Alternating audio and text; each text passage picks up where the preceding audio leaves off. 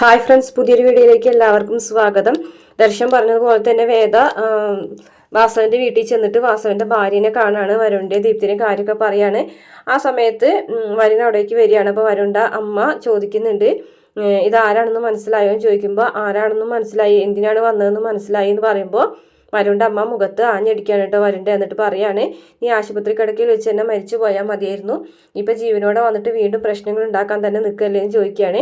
ഇതേ സമയം വരുൺ പുതിയൊരാളായി എന്നുള്ള രീതിയിൽ തന്നെയാണ് വേദനോട് സംസാരിക്കുന്നത്. എന്നിട്ട് വേദനോട് പറയുന്നുണ്ട്, കഴിയുമെങ്കിൽ ഞങ്ങളുടെ വിവാഹം നടത്തി തരിക, എനിക്ക് ദീപ്തിയോടൊപ്പം ജീവിക്കാൻ ആഗ്രഹമുണ്ട്, അല്ലാന്നുണ്ടെങ്കിൽ ഞങ്ങൾ തമ്മിൽ പിരിയണം എന്നാണ് നിങ്ങളുടെ ആഗ്രഹം എന്നുണ്ടെന്നുണ്ടെങ്കിൽ ഞാനത് ചെയ്യാം എന്നൊക്കെ പറയുന്നുണ്ട് കേട്ടോ.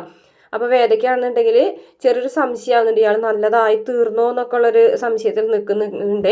ഇതേ സമയം വരുൺ വേദ വീട്ടിൽ വന്ന കാര്യമൊക്കെ ദീപ്തിനോട് പറയുന്നുണ്ട്. അപ്പോൾ മറ്റുള്ളവർക്കൊന്നും ആർക്കും താല്പര്യമില്ല എന്നുണ്ടെങ്കിൽ നമ്മൾ ഒരുമിച്ച് ജീവിക്കുന്നതിൽ അർത്ഥമില്ല എന്നൊക്കെ പറഞ്ഞിട്ട് ദീപ്തിയും ഇങ്ങനെ പിണങ്ങി പോകുന്നത് പോലെ കാണിക്കുന്നുണ്ട് കേട്ടോ. എന്തായാലും വരുൺ ശരിക്കും അങ്ങനെ ആയതാണോ അതോ വിക്രമിനെ ചതിക്കാൻ വേണ്ടിയിട്ടാണോ എന്നൊന്നും മനസ്സിലാവുന്നില്ല.